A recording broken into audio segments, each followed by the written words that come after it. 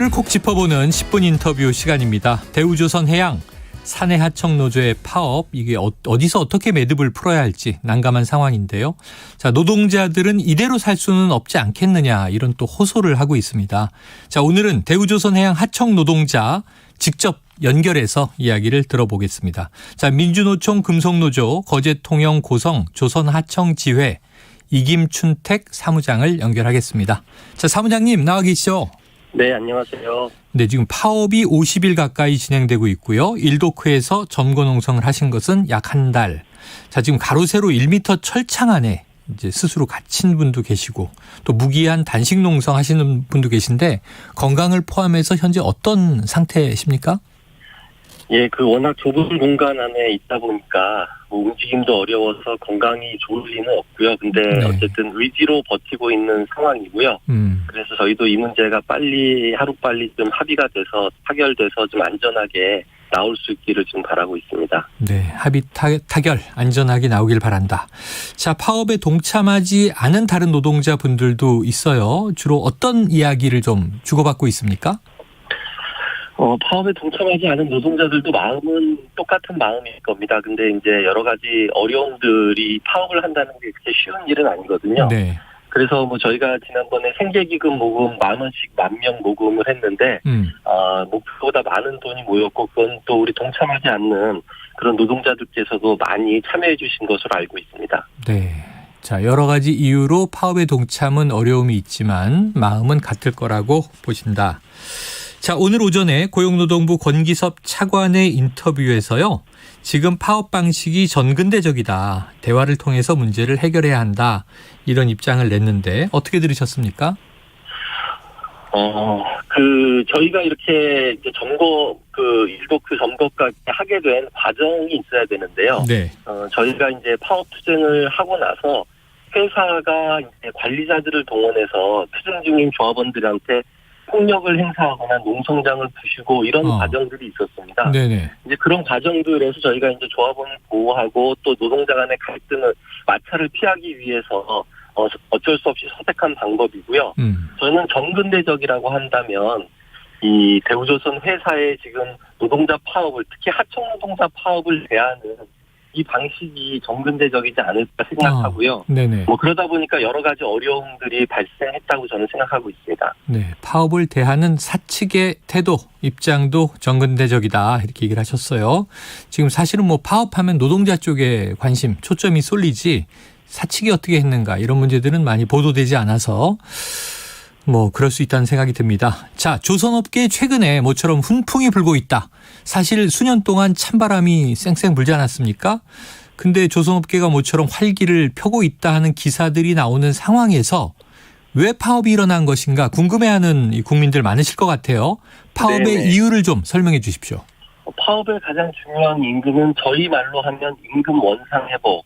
네. 또 있는 이제 보통 얘기하는 것으로 임금 인상인데요. 네. 지난 5, 6년 동안 조선업이 어려우면서 그 고통을 하청 노동자들이 다 짊어졌습니다. 그러다 보니까 실질 소득이 한 30%가량 하락했고 받던 상여금 550%다 없어지고 이런 상황에서 이제 더 이상은 조선소에서 지금 받는 임금으로는 생계를 유지할 수 없어서 조선소를 떠나서 건설 현장이나 플랜트로 가고 있는 현실이고요. 그러다 보니까 조선소의 물량이 많아져도 일할 사람을 구하기가 어렵습니다. 이런 상황에서 하청 노동자 임금 인상이 절실하다고 저희는 봤고, 그래서 그동안 하락된 임금 30%의 원상 회복을 요구하면서 네. 단체 교섭을 진행을 했는데, 지금 현재 회사 측에서는 기존의 대우조선이 올해 3.2%의 임금 인상을 했고 그거에 맞춰서 인상한 평균 4.5% 이상은 절대 할 수 없다. 네네. 이렇게 얘기가 되다 보니까 교섭이 제대로 합의되지 못하고 파업까지 이르게 됐습니다. 네, 이게 임금 인상 이렇게 초점을 맞추면 지금 말씀하신 바 격차가 큽니다. 3%대 4%대 인상, 이게 이제 회사 측이고 노동자 측에서는 30% 올려달라 그러니까 굉장히 격차가 커 보이는데 문제는 지금 이게 저희가 교섭을 하면서 지금 네네. 저희 요구하는 10%까지 수정이 되어 있는 상황인데요. 10%요? 네, 그런데 여전히 어쨌든 이 돈이 실질적으로는 대우조선 원천이나 산업은행에서 어떤 내용이 나와야 되는데 네. 여전히 요지부동이어서 사실은 격차가 좁혀지지 않고 있습니다. 예. 그래서 이게 이제 일부 국민적 오해가 있는 게 제가 게시판들을 관련 보도 기사를 쭉 보면 이 귀족노조가 또 30%나 올려달라고 이런 또 이제 국민적 오해가 있어요. 지금 말씀해 네네. 주시면 30%는 인상이 아니라 원상 회복이다 이렇게 얘기하시는 거잖아요. 네네. 실제로 그 하청 노동자들이 사실 조선소의 생산의 80% 이상을 담당하고 있습니다. 그런데 임금 수준은 정규직 노동자들의 60% 정도밖에 되지 않습니다. 네네. 그러다 보니까 이게 그 30% 이상이 무리하다라고 얘기를 하는데 실제로 지금 조선업에 인력난이 발생하는 이유가 지금의 임금으로는 사실은 조선소에서 일할 사람을 구하기가 어렵고 실제 여기서 가족과 생계를 꾸려나가기가 어려운 즉 희망이나 미래를 찾기 어려운 현실이기 때문에 이것이 바뀌지 않으면 사실 조선업이 앞으로도 일이 많아져도 일할 사람을 구하기 어렵다 하는 이런 절박함이 있습니다. 네, 현장을 표현한 노동자가 이게 생지옥이다 이런 이 내용도 봤는데 근무 환경이 어느 정도입니까? 일단 조선소는 일이 고되고 힘들고 또 위험합니다. 네. 근데 이제 그럼에도 불구하고 이 정당한 땀의 대가를 받지 못하고 최저임금 수준의 그 임금을 받고 있고요. 그리고 이제 여러 가지 불법적인 요소들, 이를테면 임금 체불이 다반사고 사대보험도 노동자가 냈지만 그거를 회사에서 납부하지 않고 체납되는 경우도 있고 또 회사에 일이 없어서 쉬어도 휴업수당도 받지 못하고 이런 불법적인 일들이 일상적으로 벌어지다 보니까 저희가 무법천지 또는 생지옥이라는 표현을 쓰고 있습니다. 네, 자, 근무 환경 자체가 말씀하신 대로 지금 하청 노동자들의 파업이에요. 정규직 노동자의 60%밖에 되지 않는다. 그리고 또 불법적인 상황 때문에 온당이 받아야 할 것들도 지금 뭐 체불되거나 미뤄지는 상황이다. 과거에 받았던 상여급, 보너스라고 하죠. 550%도 다 없어져 있다. 이런 얘기를 하셨습니다. 자, 뭐 인근 30%라고 이제 보도가 많이 됐습니다만 지금 이야기하신 바 이제 절충이 되고 있으니 현재 임금 15% 인상, 상여금 150% 인상, 집단 교섭을 인정해 달라. 또 노조 전임자 활동 인정. 이런 게 이제 요구 조건이에요.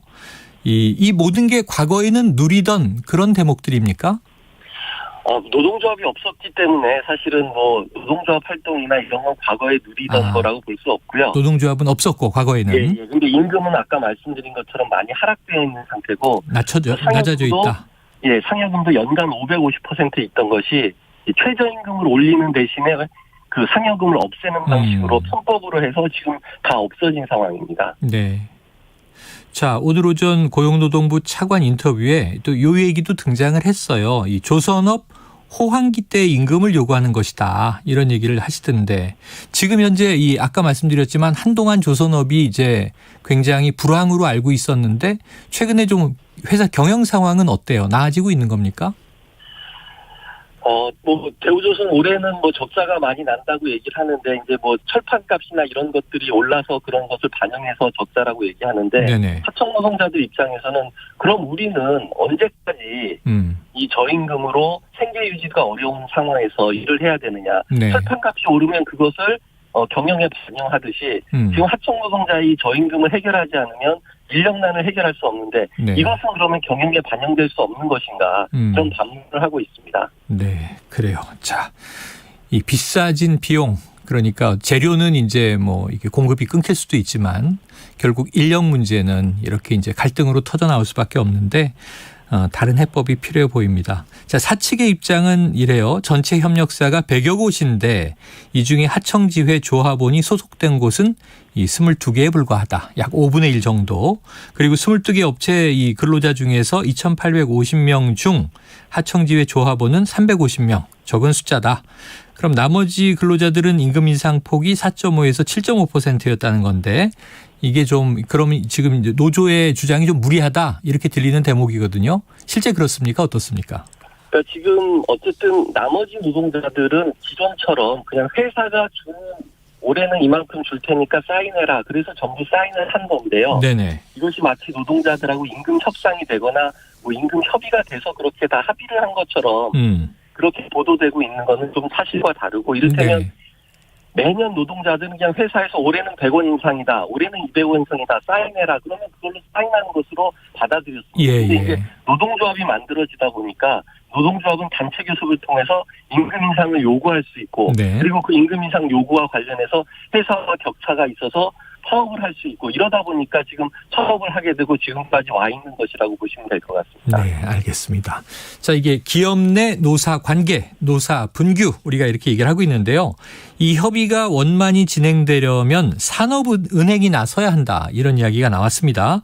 자, 대우조선해양이 주체 원청일 텐데 왜 산업은행이 등장한 걸까요?